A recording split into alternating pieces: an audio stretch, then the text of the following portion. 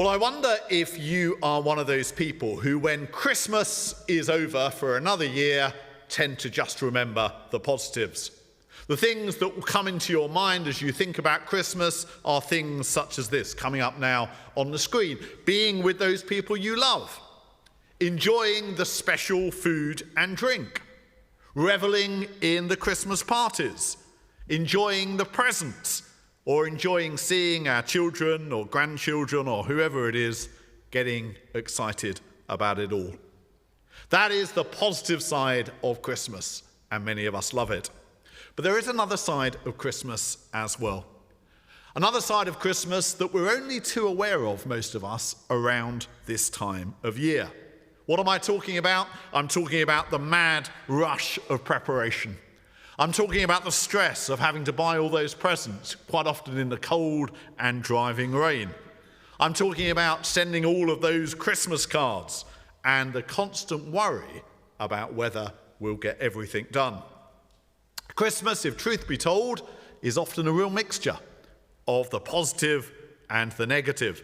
Understandably, and probably quite rightly, the bits we tend to remember, certainly once it's all over, are the bits that are positive. And we do much the same, really, with the Christmas story. It's a wonderful, joyful story that we celebrate each year, isn't it? This truly fabulous story that God loved the world so much that he sent Jesus into the world as a tiny little baby. Why? So that we could be saved, so that we could be rescued and restored to him. And it's appropriate that we celebrate so much of this story with lights, whether it's a candlelight there, got a good demonstration down at the front, or in electric lights, tasteful or otherwise, that people cover their houses with, and trees and so on. And of course, it's all about showing that Christmas is about this wonderfully positive message of God's light coming into the darkness in his Son, Jesus Christ. And it's very easy and completely understandable to focus at Christmas time purely on that light, rather than giving much thought to the darkness that meant that light was needed. Focusing on the light is positive, isn't it? It's hopeful. Focus on the darkness can seem the opposite. But of course, we can't really appreciate the light. We can't really understand the light unless we spend time understanding the darkness that light came into. And this is where the message of the prophet Isaiah can help us. Isaiah is a great long book, 66 chapters. It's in the middle of the Old Testament. A lot of us might not really know much of Isaiah. But if I asked you to name one verse from Isaiah, probably if you thought about it a bit, there is a verse that would jump out at you. It's this one. The people walking in darkness, Isaiah says at the start of chapter 9, have seen a great light. On those living in the land of the shadow of death, a light has dawned.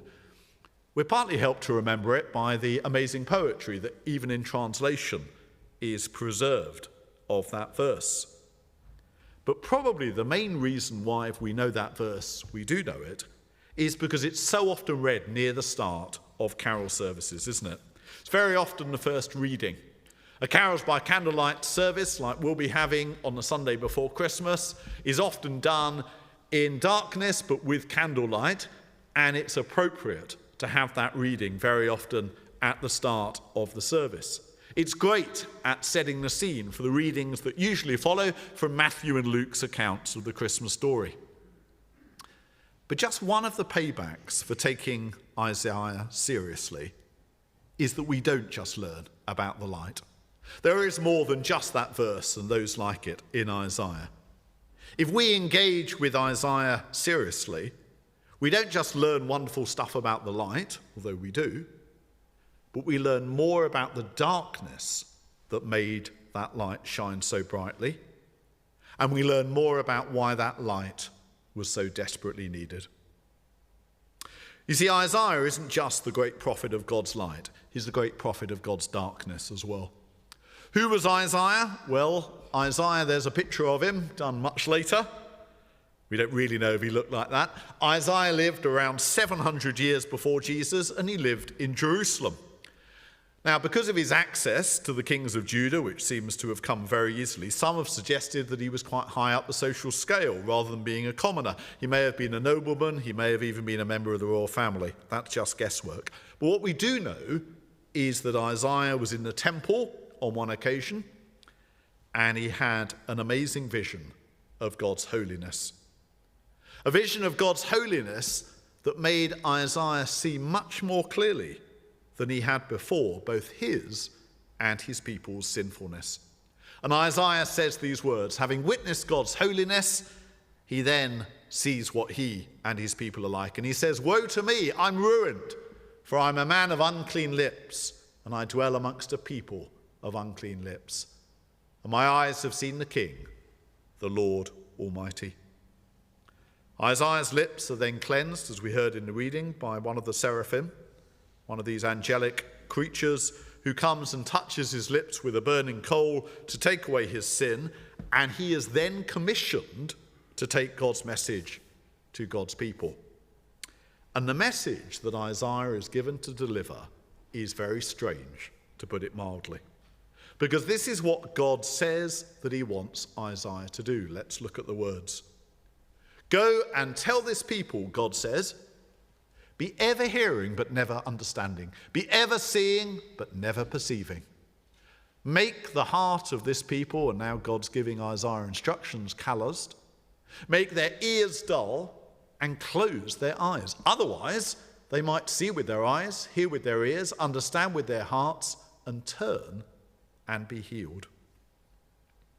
It's a very odd message, isn't it? Isaiah is commissioned by God to actually close God's people off to his message. Isaiah is commissioned by God to make their ears dull and close their eyes. And why? Well, the passage told us. Because otherwise they might see with their eyes, hear with their ears, understand with their hearts, turn and be healed. It's really very, very odd, isn't it? Because Israel turning to God or turning back to God and being healed is precisely what we would have imagined God wanted. And it gets worse. Isaiah asks God how long he's got to do this, and God gives him a pretty terrifying answer.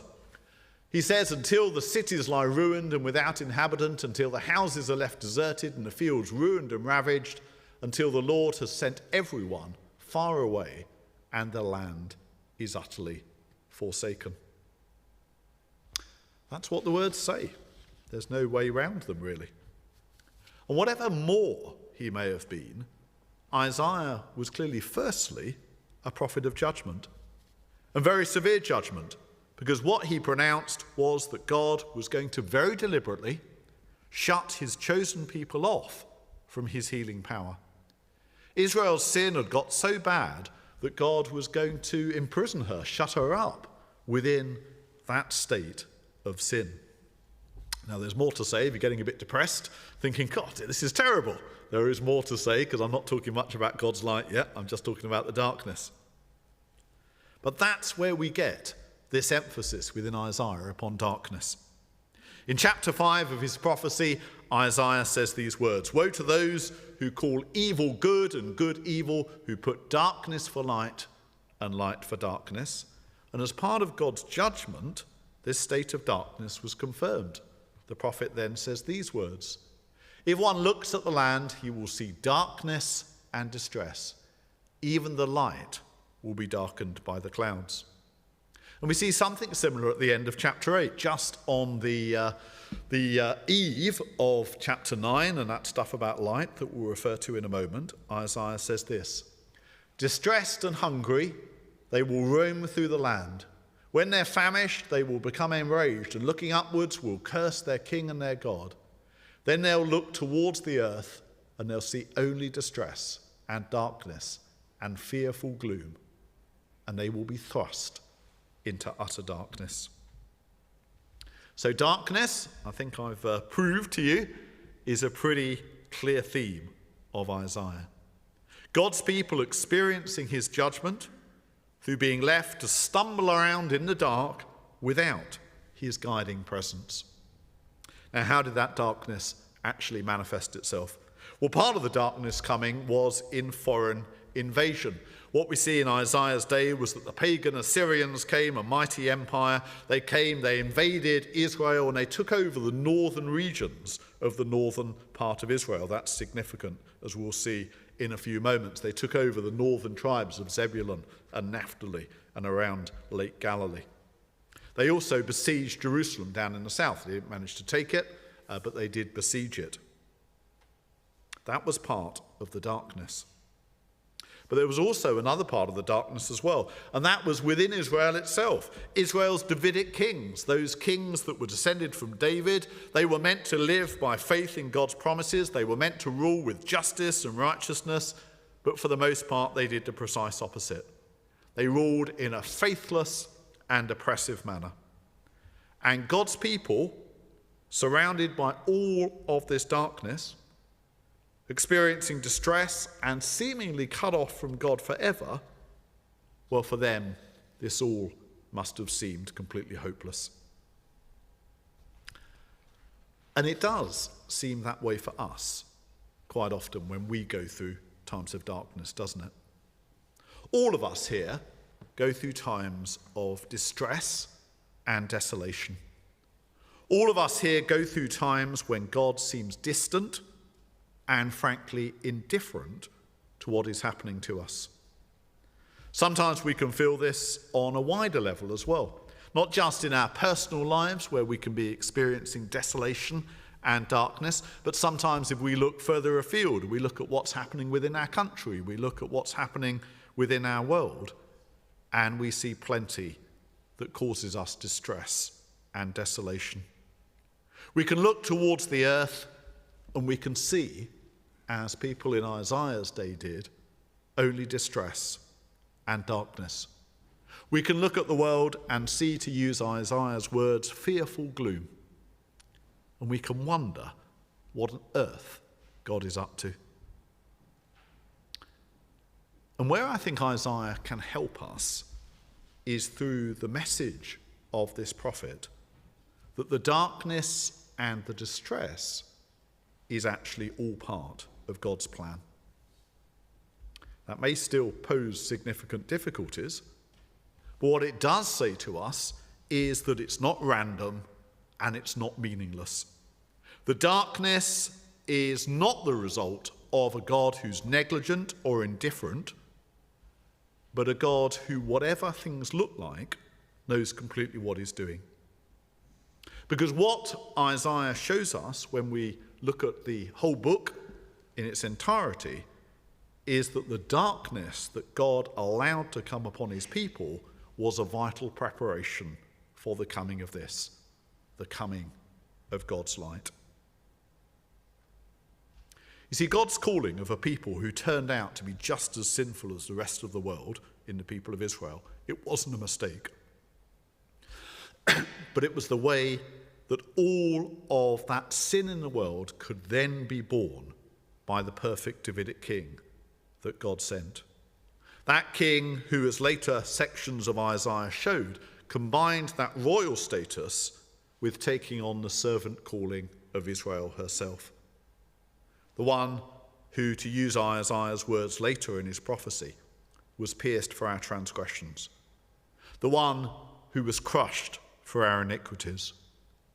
Why? Precisely so that God's blessings could then flow beyond his people, now freed from sin, to everyone within the world. Now that's all background for us hopefully being able to understand Isaiah chapter 9 verses 1 to 7 a bit more clearly. We're going to look at those words again now, and they're words that we're very familiar to hearing at Christmas time, as I say quite often the first reading of a Carols by Candlelight service, but they gain their significance, they gain their meaning, they gain the depth of understanding that they really deserve when we read them against the background that I've sketched out already. So let's look at these verses. It starts off by referring, notice, by referring to those very northern regions that were the first to suffer the humiliation of being taken over.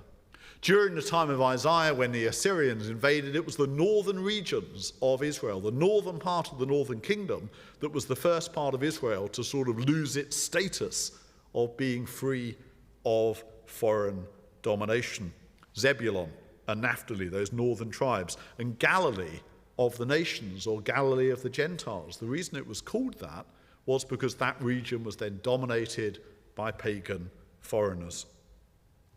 So that is the focus at the start of this famous passage. Isaiah speaks about those very parts of the northern kingdom that were first to be taken over. Those people knew all about darkness, and that's why it's particularly appropriate that in the next verse, the people in those territories who are so used to walking in darkness, we're told, have instead seen a great light. On those living in the land of the shadow of death, Isaiah says, a light has dawned. We imagine what life must have been like for people living in those territories, to be suffering foreign occupation with all the horrors that that would have meant. They would have known all about darkness in those northern regions around Galilee, those tribes of Zebulun and Naphtali. And yet, Isaiah promises to people who were living within that state of darkness at that time, that a time would come when in that very region, those walking in darkness had seen or would see a great light. And he goes on. More of what Isaiah says in this passage makes sense given what was happening during his own day. Rather than being diminished, as Israel was in Isaiah's day, this vision of the future shows how God has enlarged the nation. It was shrinking, it was diminishing in Isaiah's time. The very opposite happens in this wonderful vision of the future. God has enlarged the nation and increased the people's joy, because it says, just like in days of old, when God defeated Israel's enemies such as Midian, that was Gideon in the book of Judges, their oppression would have ended. So a wonderful vision of everything that was dark in Isaiah's day being reversed. And why has it happened? It was because in place of the weak and the faithless Davidic kings of Isaiah's day, people like Ahaz, Hezekiah was a bit better, but not really much. In place of those faithless and weak kings of Isaiah's day, God would send the genuine article. God would send a son who would be the perfect king and indeed the embodiment of God himself. And this perfect king, Isaiah says, he would reign on David's throne and over his kingdom forever, and establish that kingdom with perfect justice and righteousness. And of course, all of that is what we see in the ministry of Jesus, don't we? We see that child king, born, yes, in Bethlehem down in the south, but revealing God's light for the first time, really, in those northern regions of Israel. Those very regions that Isaiah spoke about. The land of Zebulun and Naphtali, the way of the sea along the Jordan, Galilee of the Gentiles. Why does Jesus' ministry start in Galilee, and for the best part of 3 years its focus is up there? Well, it's a fulfillment of what Isaiah spoke about, the very place where Isaiah said God's light would first come. That's why the ministry of Jesus begins in those lowly northern fishing towns. It's in those small little towns, really villages around Galilee, that we first see Jesus' activity, don't we? We first see Jesus' healings, we see his exorcisms as he drives out evil spirits, showing that evil is on the way out. We see the other miracles that Jesus performs. We see him gathering his first followers and showing what it looks like to live under God's rule. It's all a big fulfillment of Isaiah's prophecy. And of course, Jesus follows this by then decisively defeating Israel's real enemy, the Assyrians and the Babylonians and the Greeks and the Romans, to give that succession of empires that came along and oppressed Israel. They weren't the real enemy. Jesus reveals, and this is one of the reasons why his exorcisms are so important, he comes to reveal that the real enemy, standing behind not just those foreign oppressors, but everything that was wrong with Israel as well, the real problem was with evil. And Jesus comes to decisively defeat that real enemy in evil that was oppressing her. so that once that victory is won, when Jesus dies on the cross, even those pagans who formerly were Israel's oppressors could be incorporated into God's perfect kingdom and become part of his eternal reign of justice and righteousness. So this Advent 2022, as we approach yet another Christmas, quite a few of us here have seen a few, haven't we, down the years, helped by Isaiah, and we could do worse than try and read Isaiah over Christmas. If you think 66 chapters is a bit too many, just read the first 12 chapters. That will cover a lot of the vital stuff. Perhaps you can approach Isaiah 40 to 55 before Easter. But as we approach Christmas this year, let's not just focus on the light. The light is wonderful, but the light makes sense because of the darkness. The light that came in Jesus Christ, the perfect Son of David, but let's also focus on the darkness that Isaiah also says so much about. The darkness that looked like a sign of God's absence and indifference, but which in reality was all part of the mysterious and yet very deliberate plan for perfectly revealing God's light. So that sin, having been exposed, having been shut up and trapped within Israel, could actually be finally defeated once and for all, so that everyone, not just God's existing people of Israel, but everyone could then belong to him. The darkness, seemingly random and pointless, but which in reality was vital for the revelation of God's perfect light. How can this help us?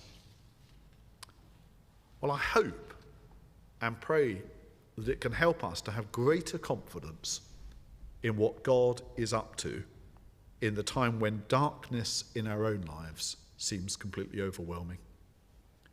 It can very often seem that God is conspicuous by his absence, can't it? When we go through times of real darkness in our lives, or when people that we love go through real desolation and hardship, it can seem for all the world that God is conspicuous by his absence, completely indifferent, got too much on his hands to be worried about what we're going through, or even what the world is going through. But that is never actually the case. Even when God appears to hide his face from us, he's always working to a purpose. And we can be even more specific than that. The purpose that God is always working to is that of his perfect justice and righteousness being advanced over the earth. The witness of Isaiah is that even the darkness that God allows to come is all part of his plan for revealing his perfect light. We can't fully appreciate chapter 9 of Isaiah unless we appreciate chapter 8. The light needs the darkness to make sense. So let's try and remember that this Advent time. As we see the lights in the darkness, let's try and remember that verse and reflect on it in its context. There it is again. The people walking in darkness, Isaiah says, looking forward to that future day when God would dramatically act. The people walking in darkness have seen a great light. On those living in the land of the shadow of death, a light has dawned. Let's pray for a moment together.